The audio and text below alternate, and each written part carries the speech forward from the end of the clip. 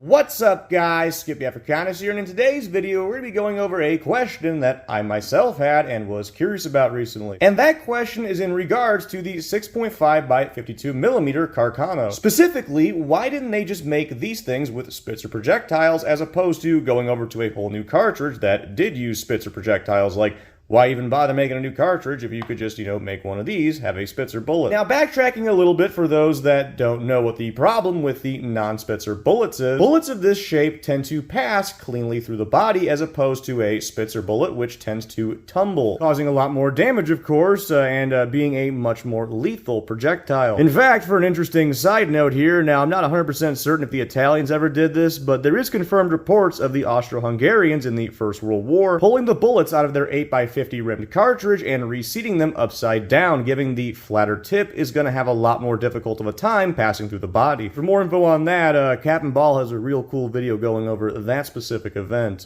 Anyways, though, going back to the 6.5 Carcano, the problems listed would cause the Italians to seek out a larger diameter projectile, the 735 by 51 millimeter. Now, that being said, why bother upping the diameter to a 735 from a 6.5 in order to make, the cartridge have a spitzer bullet? Like, why not just use a spitzer bullet with the regular 6.5? Because after all, plenty of common, 6.5 rounds nowadays, like the 6.5 Creedmoor, actually use a spitzer bullet. And the answer to that question has to do with desired bullet weight. The standard Carcano projectile weighed at around 162 grains, and given the thinness of the projectile, shaving off enough material to give the desired spitzer bullet decreases the weight of the bullet dramatically, and hell, as we can even see here with new production PPU branded 6.5 Carcano, the bullet weight is around 139 grains as opposed to 162 grains. And when we compare them to, the original real deal military stuff, there really isn't that much material that was taken off, and already we see the drastic weight loss. Now, do know that the Italians did actually devise one 6.5 chambering that did sport a spitzer bullet, and that was specifically an armor-piercing round. And that bullet in particular would actually have an even lighter weight.